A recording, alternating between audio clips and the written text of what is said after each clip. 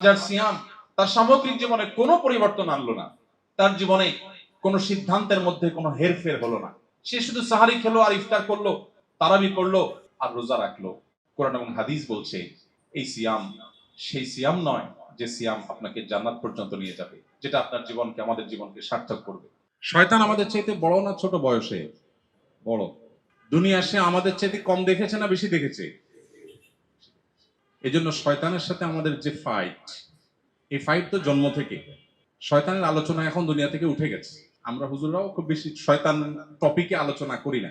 বিষয়টা আল্লাহ মাফ করুন এমন পর্যায়ে চলে গেছে যে অনেক মুসলিম মনে করেন হয়তো শয়তান এটা কোনো কাল্পনিক বা বায়বীয় কোনো বিষয়, অথচ এটা অত্যন্ত বাস্তব ভিত্তিক একটি বিষয়। কোরআন বারবার আমাদেরকে সতর্ক করছেন এবং আল্লাহ বলেছেন শয়তানকে আদবুম মুবিন, স্পষ্ট শত্রু, যাকে আমি কখনো দেখি নাই। আল্লাহ বলছেন স্পষ্ট।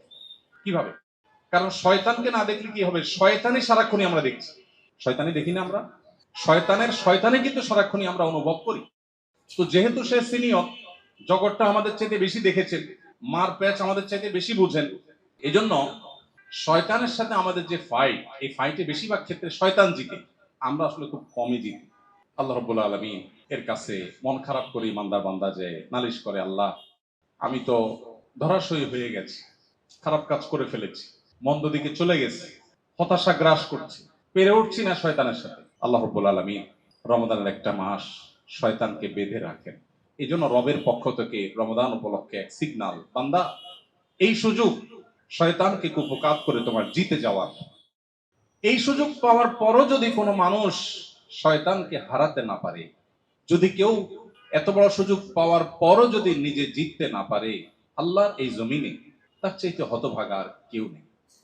গোটা পৃথিবীর সবচেয়ে সম্মানজনক কোন পদ পদবি পাওয়ার পরও যদি কেউ হেলায় হারিয়ে ফেলে, এই লোকটাকে নিয়ে যতটা আমাদের আফসোস করার কথা, এই লোকটাকে নিয়ে যতটা আমাদের আক্ষেপ হওয়ার কথা, রমাদান মাস পেল অথচ শয়তানকে কুপকাত করতে পারলো না, আল্লাহকে খুশি করতে পারলো না, জাহান্নামমুখী ট্র্যাক থেকে সরে জান্নাতমুখী ট্র্যাকে আসতে পারলো না, নিজের গুনাহগুলোকে আল্লাহর কাছ থেকে মাফ করিয়ে নিতে পারলো না, এই লোকটা ওই লোকের চাইতেও হতভাগা যে পৃথিবীর সবচেয়ে সম্মানজনক চেয়ার পাওয়ার সুযোগ পেয়েও তার অলসতা অবহেলার কারণে হাতছাড়া করেছে। তার চাইতে হতভাগা যে রমাদান পেয়ে এটাকে ব্যবহার করতে পারলো না। আল্লাহ রাব্বুল আলামিন আমাদের রমাদানের অবশিষ্ট দিনগুলোর প্রতিটা মুহূর্তকে কদর করার তৌফিক দান করুন।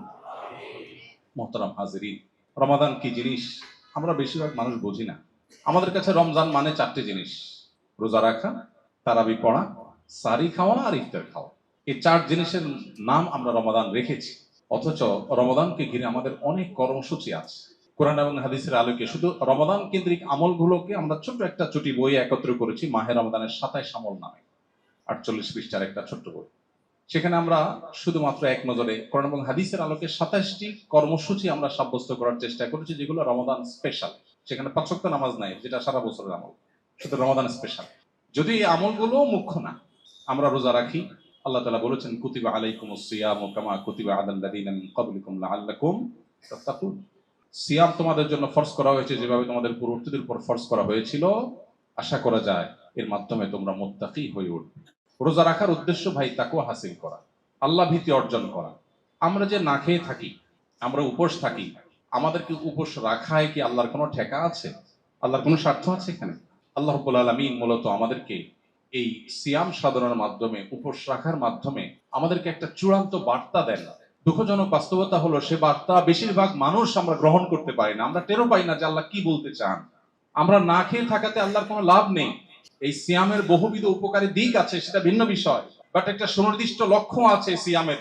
সে লক্ষ্যটা যদি কেউ অ্যাচিভ করতে না পারে, তো নবী সাল্লাল্লাহু আলাইহি সাল্লামের ভাষায় রুব্বা সাইমিন লাইসা লাহু মিন সিয়ামিহি ইল্লাল জু', বহু রোজাদার আছেন যাদের রোজায় উপোস থাকা ছাড়া আর কিছু অর্জিত হয় না। প্রিয় ভাইরা আমার, প্রায় প্রথম দশক চলে যেতে বসেছে আমাদের কাছ থেকে। আমরা এই দশকে আল্লাহ রাব্বুল আলামিনের মাগফিরাতের পথে কতটা অগ্রসর হতে পেরেছি, এই প্রশ্ন আমাদের নিজেদের কাছে রাখা উচিত। আল্লাহ তাআলা অবশিষ্ট 20টি দিনের প্রতিটা মুহূর্তকে কাজে লাগাবার তৌফিক দান করুন।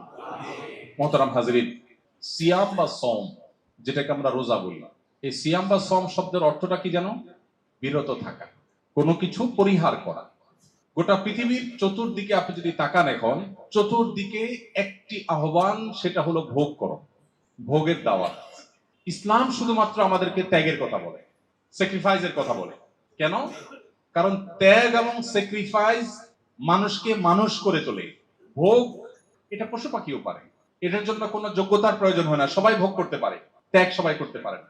সিয়ামের মধ্যে দেখুন আপনি, আল্লাহ তাআলা আমাদেরকে তিনটা জিনিস ত্যাগ করতে বলছে: পান, আহার, যৌনতা। গোটা পৃথিবীতে যত অপরাধ হয়, এই অপরাধগুলো বেসিক্যালি মানুষ পুণ্যবৃত্তি কিংবা যৌনবৃত্তির কারণে করে। আর এই দুইটাকে কন্ট্রোল করার ট্রেনিং আল্লাহ দিচ্ছেন সিয়ামের মাধ্যমে। আমরা সিয়ামের মাধ্যমে বিরত থাকার প্রশিক্ষণ নিচ্ছি। কেন নিচ্ছি? কারণ আমার জীবনে প্রতিদিন সাবকনশিয়াস মাইন্ডে, অবচেতন মনে আমি শত শত ডিসিশন মেক করতে হয়, শত শত সিদ্ধান্ত নিতে হয়। আপনি ঘুম থেকে উঠলেন, দোয়া পড়বেন কি পড়বেন না, সিদ্ধান্তের ব্যাপার। আপনি ওয়াশরুমে যাবেন, ডান পা দিবেন না বাম পা দিবেন, ডিসিশনের ব্যাপার। আপনি ফজরের আজানের পর মসজিদে যাবেন না শুয়ে থাকবেন, সিদ্ধান্তের ব্যাপার। আপনি রাস্তায় বেরিয়েছেন, কারোর সাথে ঝগড়াঝাটি হয়েছে, মুখ খারাপ করবেন নাকি আত্মনিয়ন্ত্রণ করবেন, ডিসিশনের ব্যাপার। আপনি সোশ্যাল মিডিয়া স্ক্রল করছেন, একটা পোস্ট এসেছে আপনার চোখের সামনে, এটা ক্লিক করে ভিডিওটা দেখবেন নাকি প্লে করবেন না, সিদ্ধান্তের ব্যাপার। রিয়্যাক্ট করবেন, তো অনেকগুলো অপশন আছে, কোন রিয়্যাক্ট করবেন, সিদ্ধান্তের ব্যাপার। কমেন্ট করবেন কি করবেন না, করলে কোন কমেন্ট করবেন, সিদ্ধান্তের ব্যাপার। আপনার স্ত্রীর সাথে আপনার কোনো বিষয় নিয়ে একটু বাদানুবাদ হয়েছে, আপনি কি সীমা ক্রস করবেন কি করবেন না, সিদ্ধান্তের ব্যাপার। প্রতিদিনই আমরা যত সিদ্ধান্ত নেই, এগুলো নোট করা হলে দিন শেষে হয়তো দেখা যাবে প্রতিদিন শত শত সিদ্ধান্ত আমরা নিয়ে থাকি। এগুলো অবচেতন মনে, হয়তো প্ল্যান মাফিক না। সিয়াম আমাদের জীবনে সেই সিদ্ধান্ত গ্রহণ করার ক্ষেত্রে গুরুত্বপূর্ণ ভূমিকা রাখতে সাহায্য করে। কিভাবে? এখন আর আধা ঘন্টা পরেই আমরা ইফতারের জন্য প্রস্তুতি নিব, ইফতার করবো ইনশাআল্লাহ। সবাই এখন ক্ষুধার্ত প্রায়। ইফতারের রকমারি পসরা সাজিয়ে আমরা যখন বসি, একদিকে পেটে প্রচন্ড ক্ষুধা, অপরদিকে মুখরোচক সব খাবার আমাদের সামনে আছে, আমরা চাইলেই খেতে পারি, কিন্তু আমরা অপেক্ষা করি আজানের। কেন অপেক্ষা করি? খাবারও আছে, ডিমান্ডও আছে, বাট আমি খাচ্ছি না।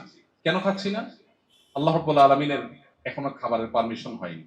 এই যে ডিসিশন মেক করছি আমি, যে আমি এখন খাবো না, আমি সূর্য ডোবার পরে খাবো, কারণ আল্লাহ বলেছেন আতিম্মুস সিয়ামা ইলাল লাইল, সিয়ামে কন্টিনিউ করো, রোজা কন্টিনিউ করো সূর্য ডোবা পর্যন্ত। এই যে আমি কন্টিনিউ করব সূর্য ডোবা পর্যন্ত, এটা আল্লাহ নির্দেশের ফলে। সিয়াম আমাদেরকে বলে তোমার সামনে মুখরোচক এত চমৎকার খাবারের ডালা সাজানো আছে, পেটে ক্ষুধা আছে, বাট আল্লাহর অনুমোদন নাই, সেই জন্য তুমি খাচ্ছ না। তোমার জীবনে শত শত হাজার হাজার সিদ্ধান্ত নেবার ক্ষেত্রে ঠিক একইভাবে যদি আল্লাহর নির্দেশ তোমার সামনে এসে হাজির হয় এবং আল্লাহর নির্দেশের ভিত্তিতে গ্রহণ কিংবা বর্জন করবার সিদ্ধান্ত তুমি গ্রহণ করতে পারো, তবেই তোমার সিয়াম সার্থক। এবং মূলত তোমার সিয়াম বা রোজা তোমাদেরকে সামগ্রিক জীবনে যে রোজা রাখতে হয়, সেই রোজা রাখতে তোমাকে সাহায্য করে।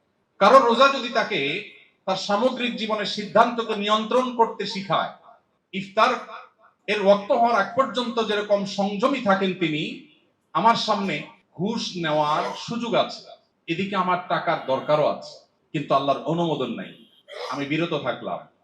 এই বার্তা যদি নিতে পারি, এই এক্সারসাইজ যদি আমি আনতে পারি নিজেকে, তাহলে সে হলো সফল রোজাদার, সে হলো সার্থক সিয়াম পালনকারী। আর যার সিয়াম তার সামগ্রিক জীবনে কোনো পরিবর্তন আনলো না, তার জীবনে কোনো সিদ্ধান্তের মধ্যে কোনো হেরফের হলো না, সে শুধু সাহারি খেলো আর ইফতার করলো, তারাবি পড়লো আর রোজা রাখলো, কোরআন এবং হাদিস বলছে এই সিয়াম সেই সিয়াম নয় যে সিয়াম আপনাকে জান্নাত পর্যন্ত নিয়ে যাবে, যেটা আপনার জীবনকে, আমাদের জীবনকে সার্থক করবে। রব্বে করিম আমাদেরকে সিয়ামের সে মর্মকে অক্ষরে অক্ষরে উপলব্ধি করে শুধু এই 12 বা 14 ঘন্টার রোজা নয়, সামগ্রিক জীবনটাকে আল্লাহ তাআলা রোজায় পরিণত করার তৌফিক দান করুন। মোহতারাম হাজরিন, বিষয়টিকে সহজে বোঝার জন্য ভারতীয় উপমহাদেশের অন্যতম একজন বড় মনীষী ছিলেন সৈয়দ আবুল হাসান আলী আন-নাদবী রাহিমাহুল্লাহ। তিনি অত্যন্ত চমৎকার একটি উপমা দিয়েছেন। তিনি বলেছেন, রমজানের রোজা এটা একটা রোজা, আমাদের জীবনে রোজার আরেকটা পার্ট আছে, আরেকটা অপশন আছে, আরেকটা রোজার আরেকটা ভার্সন আছে। কি সেটা? তিনি বলেছেন যে রমজানের রোজা 12 বা 14 বা 16 ঘন্টা ব্যাপী রোজা, আমাদের জীবনে আরেকটা রোজা আছে, যে রোজাটা হলো সমগ্র জীবন ব্যাপী। রমজানের রোজা হয় সুবহে সাদিক হলে, ভোর শুরু হলে, জীবনের সেই রোজা শুরু হয় মানুষ প্রাপ্ত বয়স্ক হলে। রমজানের রোজা শেষ হয়, পরিসমাপ্ত হয় সূর্য ডুবার মধ্য দিয়ে, আর জীবনের রোজার পরিসমাপ্তি ঘটে জীবনের সূর্য ডোবার মধ্য দিয়ে। রমজানের রোজায় কিছু জিনিস আমাদের জন্য নিষিদ্ধ, সামগ্রিক জীবনের রোজায়ও আমাদের জন্য কিছু জিনিস নিষিদ্ধ। রমজানের রোজায় যদি কেউ অনিচ্ছাকৃতভাবে কিছু খেয়ে ফেলে, না জেনে খেয়ে ফেলে, আল্লাহর পক্ষ থেকে মাফ হয়। জীবনের রোজায় যদি কারোর ইচ্ছার বাইরে কিছু ঘটে যায়, সেটাও আল্লাহ মাফ করে। রমজানের রোজা ভেঙে ফেললে তার কাজা আদায় করতে হয়, জীবনের রোজা ভেঙে ফেললে তওবার মাধ্যমে সেটা রিকভার করতে হয়। পার্থক্য এতটুকু, রমজানের রোজা একবার যদি ভেঙে যায়, হুবহু এই রোজাটা আরেকবার রাখার সুযোগ জীবনে আর কখনো হয় না। তবে কাজা করা যায়। আর জীবনের রোজা যদি কেউ ভেঙে ফেলে আর এই অবস্থায় তার মৃত্যু হয়, তো এটাকে আর রিকভার করার কোনো সুযোগ থাকে না। মোহতারাম হাজরিন,